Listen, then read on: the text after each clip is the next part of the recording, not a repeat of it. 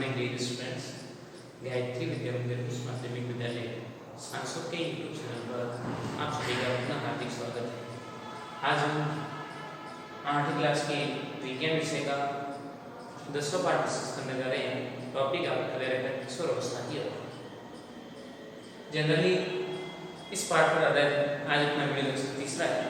आप इसमें देखोगे कि किशोर अवस्था के दौरान किस प्रकार के क्या संदेश देखने को मिलते हैं, क्या प्रोसेस होता है, काफ़ी चीज़ों को आपने स्टडी किया था। जनरली आप जानते हैं पिछले वीडियो लेक्चर में आपने देखा था किशोर अवस्था में जब इंटर होता है तब बालक या बालिका में दोनों में संदेश देखने को मिलता है, जिसको आपने एक एक करके 6-7 परिवर्तन उसमें होते थे, उसको आपने स्टडी किया था। देखा था कि यौवना प्रारंभ के समय लंबाई में वृद्धि होती है। क्या होती है? शारीरिक विकास होता है, जिससे लंबाई देखें तो लड़के और लड़कियों की लंबाई क्रमशः बढ़ोतरी होती है और इस अवस्था के दौरान मैक्सिमम हाइट को प्राप्त कर लेते हैं। इसमें भी देखें तो लड़कियों में तुलनात्मक रूप से लड़कों से अधिक लंबाई बढ़ती हुई पाई जाती है। उसके बाद में आपने ये भी पढ़ा था शारीरिक आकृति में भी परिवर्तन होता है। शारीरिक आकृति में देखें तो लड़कों के सीने फूलते हैं, क्या होते हैं? हष्ट-पुष्ट, और भाव में क्या मांसपेशियां मजबूत और कड़कपन आना शुरू हो जाता है, जबकि लड़कियों में कमर का पार्टीशन फूलना शुरू हो जाता है तथा नितंब फूलने लगते हैं। क्या होते हैं? नितंब फूलने लगते हैं। बेसिकली फीमर उनकी क्या होती जाती है? मजबूत होती जाती है। फीमर पार्ट उनका क्या होता है? विकसित होता है, जबकि लड़कों में क्या होता है? सीना फूलता है और लड़कियों में कमर के निचले पार्ट डेवलपमेंट होना शुरू हो जाते हैं। कौन सी अवस्था में? किशोर अवस्था में इंटर करती है। उसके बाद में आपने ये भी पढ़ा था कि उनमें कई प्रकार की तेलीय ग्रंथियां होती है।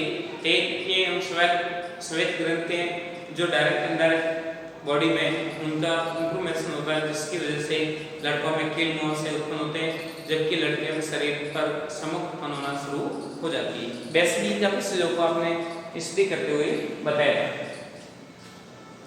उसके बाद में ये भी आपने देखा था कि जननांग संबंधित अंगों का विकास किशोर अवस्था में होना शुरू हो जाता है, और फिर बाद में देखा था मानसिक, बौद्धिक एवं शारीरिक विकास किशोर अवस्था में तीव्र गति से होता है तथा उनमें बौद्धिक तथा मानसिक संवेदनशीलता अधिक पाई जाती है।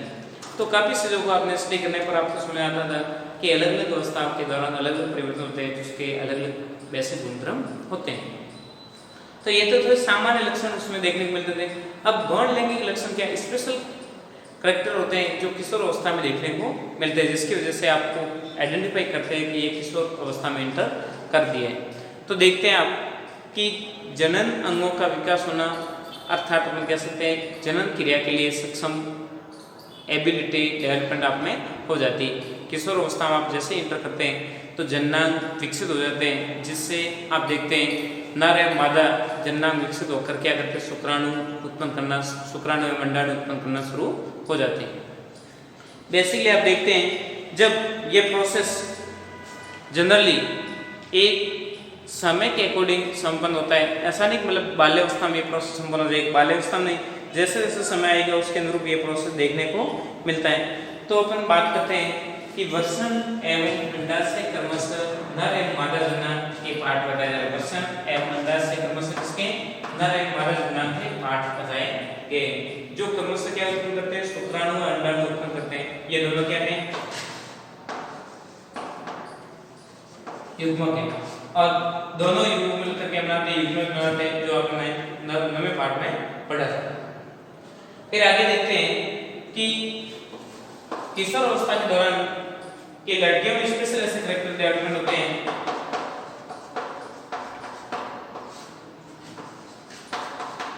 स्तन ग्रंथियां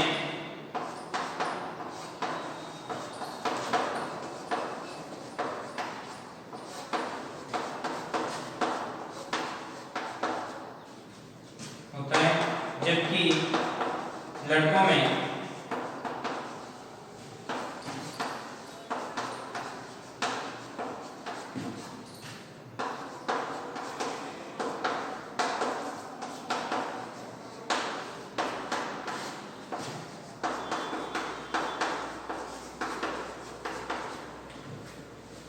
ये क्या बोलते हैं, विशेष करके गौण लैंगिक लक्षण है।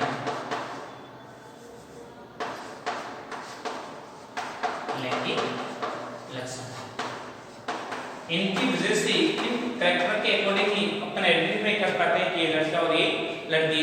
डायरेक्टली आप देखते हैं खान पान और अलग अलग प्रदेश में रहने के अनुसार पहनावा और सारी दोनों का सेम हो सकता है, परंतु प्राकृतिक प्रोसेस के अकॉर्डिंग इनको अपन आइडेंटिफाई कर पाते हैं कि ये लड़का होगा और ये लड़की होने की संभावना होगी। किसके आधार पे?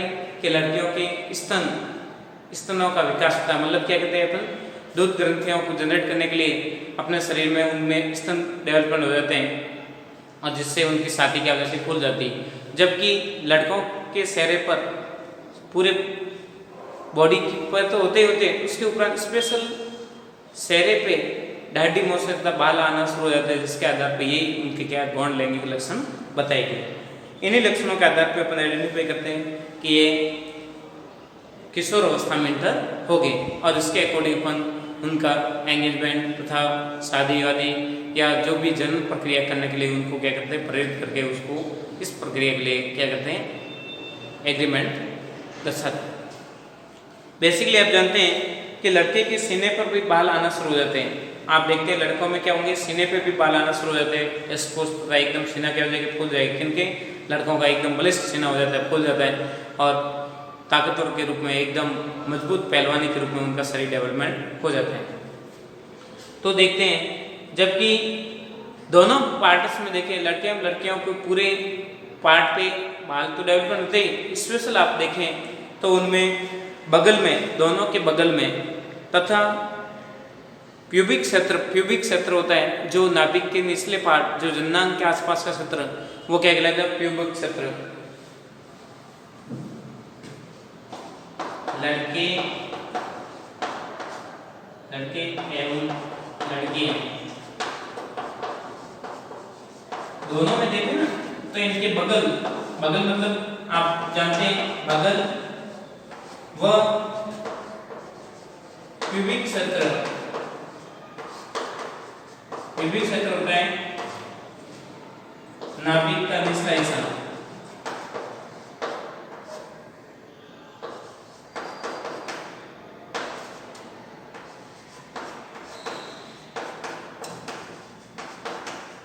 अर्थात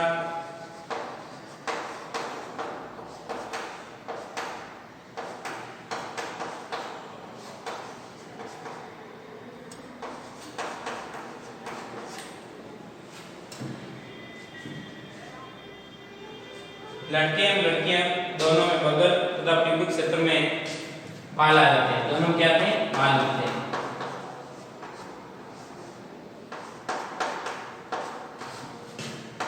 शुरू हो जाते हैं।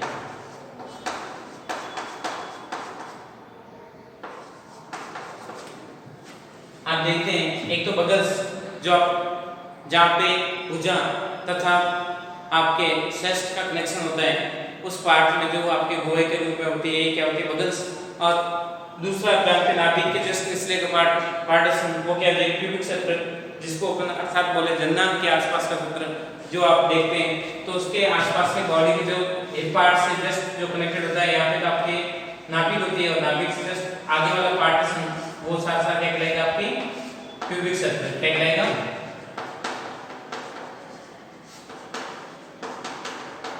इसके आसपास का पार्टीशन फिर बाद में यहाँ से जहाँ क्या होगा, डेवलपमेंट हो जाता है और ये पूरा पार्टीशन आपके क्या कहलाएगा, आपके प्यूबिक क्षेत्र कहलाता है। और इस पे भी क्या होना शुरू हो जाते हैं, बालक को अपना नेसेसरी सिस्टमेटिक प्रोसेस के अकॉर्डिंग संपन्न होता है। किस अवस्था में, किशोर अवस्था में।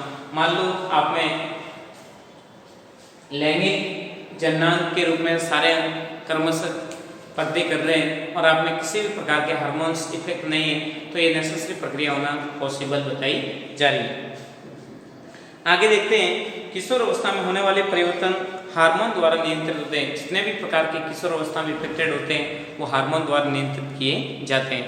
तो अपन कह सकते हैं किशोर अवस्था में हार्मोन आपके उत्पन्न हो रहे हैं तो आप में चेंजेस होगा, और हार्मोन मान लो उत्पन्न सामान्य रूप से नहीं हो पा रहे हैं तो कई प्रकार के फैक्टर की वजह से आप में ऐसे लक्षण रुक जाते हैं और जिसकी वजह से आप देखते हैं कभी बार 25-30 साल के भी व्यक्ति के दाढ़ी मूंछ नहीं आती, तो कारण क्या होता है कि उनमें हार्मोन इफेक्ट की वजह से उसमें सिलेक्शन डेवलपमेंट होती ही नहीं।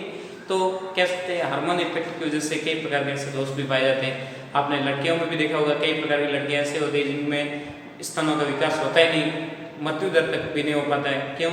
और वो लैंगिक क्रिया को संपन्न करने के उपरांत भी उसमें मात्र तो कल जो गुण पाए जाने की संभावना होती है वो संभावना क्या होती है, रुक जाती है। क्यों?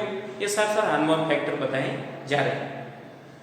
तो ध्यान देगा कि किशोर अवस्था में होने वाले परिवर्तन हार्मोनों द्वारा नियंत्रित होते हैं। तो देखिए जो आपके सामने एक बार मैटर अपडेट करवा रहा था उसका स्क्रीनशॉट ले लीजिए, फिर बाद में आगे अपने मैटर को बढ़ा रहे हैं। देखिए आगे देखते हैं आप कि किशोर अवस्था में परिवर्तन जितने भी संयोजित बॉडी में संयोजित होते हैं तो सारे परिवर्तन हार्मोन द्वारा नियंत्रित होते हैं। बेसिकली हार्मोन होते क्या हैं? हार्मोन एक रासायनिक पदार्थ होते हैं, इनका स्त्राव अंतःस्त्रावी ग्रंथियों द्वारा किया जाता है। अंतःस्त्रावी ग्रंथि मतलब अपने बॉडी में जैसे आप देखते हैं पीयूष ग्रंथि, एड्रिनल ग्रंथि, अलग अलग प्रकार की ग्रंथियाँ होती है, वर्षण ग्रंथि, अंडाशय ग्रंथि। तो ये अलग अलग पार्ट होते हैं, उनका अलग अलग कार्य होता है और वो डायरेक्ट क्या करते हैं, ऐसे विशेष प्रकार के केमिकल जनरेट करते हैं। तो अपने शरीर भी एक प्रकार की अभिनेत्री विभिन्न प्रकार की इसमें क्रिया संधि होती रहती है। तो बेसिकली देखते हैं कि हार्मोन एक रासायनिक पदार्थ है, इनका स्त्राव अंतःस्त्रावी ग्रंथियों द्वारा किया जाता है। अंतःस्त्रावी ग्रंथियाँ कौन कौन सी, क्या प्रोसेस होता है उसको अपन जैसे आप अगली क्लास में इंटर करोगे तो वहाँ पे आपको देखने को मिलेगा कौन सी ग्रंथियों क्या कार्य, किस प्रकार से इफेक्टेड होती है, क्या भूमिका निभाती है, कौन से हार्मोन को स्त्राव करती है, काफ़ी चीज़ों को आगे वाली क्लास में आपको देखने को मिलेगा।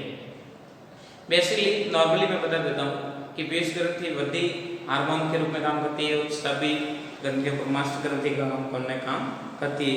इंसुलिन हार्मोन का स्त्राव अग्नाशय ग्रंथि द्वारा किया जाता है। जो अल्फा लेंगस डीप की कोशिका का समूह होता है वो उनके द्वारा इसका स्त्राव होता है और इंसुलिन हार्मोन की वजह से कम ज़्यादा से डायबिटीज इफेक्टेड होता है। और फिर बाद में देखते हैं एड्रिनल ग्रंथि से एड्रिनल हार्मोन का स्त्राव होता है जिसकी वजह से व्यक्ति में कई प्रकार के विशिष्ट कार्य करने में सक्षमता और डेवलपमेंट जनरेशन होती है। तो आप देखते हैं कि अलग अलग प्रकार के हार्मोन होते हैं, उनके अलग अलग कार्य होते हैं। थायराइड ग्रंथि से थायराइड हार्मोन जो गलगन रोग से बचाने का काम करता है और थायराइड नमक की कमी से भी हो सकता है, आयोडीन की मान लो कमी है तो उसकी वजह से थायराइड ग्रंथि खुल सकती है। तो देखिए बेसिकली अपन देखते हैं हार्मोन एक रासायनिक पदार्थ है, इनका स्त्राव अंतःस्त्रावी ग्रंथि द्वारा किया जाता है। अपने किशोर अवस्था पर टॉपिक अपन उनकी विशेष वही बातों को आपको सामने दोहराते रहेंगे। पुरुषों में देखते हैं, पुरुषों में पुरुषत्व का विकास होता है जिसकी वजह से पुरुषों में अलग लक्षण डेवलपमेंट होते हैं। वो किसकी वजह से होते हैं? टेस्टोस्टेरोन हार्मोन की वजह से। और टेस्टोस्टेरोन हार्मोन का स्त्राव कहाँ से होता है? वर्षण से। वर्षण के बारे में आप जानते भी, वर्षण का क्या कार्य है, किस कहाँ पर पाया जाता है और वर्षण बॉडी से अलग क्यों हो रहता है। तो आप काफ़ी चीज़ों के बारे में आपने 9वें पार्ट में पढ़ा भी था। और वर्षण के बारे में आपको बताया कि बॉडी से इसका टेम्परेचर 10 डिग्री टेम्परेचर क्या होता है, कम होता है। नॉर्मली रेंज के रूप में बताया तो 2 डिग्री मिनिमम अपने बॉडी से टेम्परेचर वर्षण को क्या चाहिए, कम। और वहाँ पे वर्षण द्वारा शुक्राणु तथा टेस्टोस्टेरोन हार्मोन स्त्राव किया जाता है। टेस्टोस्टेरोन हार्मोन से तो पूरे अपने गौण लैंगिक लक्षण डेवलपमेंट होते हैं और शुक्राणु से युग्मक बनता है जिससे अपने निषेचन के दौरान नए शिशु को जन्म देने में सक्षम होते हैं। मादा देखते हैं, मादा में एस्ट्रोजन हार्मोन अंडाशय द्वारा उत्पन्न होता है और इसकी वजह से अंडाशय से एस्ट्रोजन हार्मोन की वजह से मादा के गौण लैंगिक लक्षण विकसित होते हैं। एम्पेट प्रोसेस होना, जो भी लेडीज जितने भी करेक्टर होते हैं वो साथ इसमें देखने को मिलते हैं। उसके बाद में देखते हैं दूध ग्रंथियों का विकास। जैसे स्तन का विकास होता है लेडीज में, होने का कारण क्या है कि उनमें पीयूष ग्रंथि हाईली एक्टिव हो जाती है। पीयूष ग्रंथि से ऑक्सीटोसिन हार्मोन जो रिड्यूस होता है और उसकी मात्रा बढ़ने से स्तन ग्रंथि क्या हो जाती है, फूल जाती है और धीरे धीरे शिशु को दूध पान कराने के लिए विकसित हो जाती है। आप देखते हैं जितनी भी प्रकार की ग्रंथियाँ होती हैं उन सभी पे नियंत्रण किसका होता है? पीयूष ग्रंथि। तब आप देखते हैं पीयूष ग्रंथि को मास्टर ग्रंथि के नाम से भी जाना जाता है। पीयूष ग्रंथि क्या है? मास्टर ग्रंथि के नाम से जानी जाती है। वर्षण का विकास होना, न होना, अंडा से फूलना, न फूलना, सारे प्रोसेस होते हैं। उसको नियंत्रित करने का काम कौन करती है? पीयूष ग्रंथि काम करती है। जनरली आप देखते हैं जितने भी हार्मोन होते हैं उनका सीधा स्त्राव कहाँ पे होता है, ब्लड में होता है। हार्मोन्स सीधे अंतःस्रावी ग्रंथियों द्वारा रुधिर में सप्लाई की जाती है। हार्मोन सीधे कहाँ एक्सक्रीट होते हैं, सीधे रुधिर में।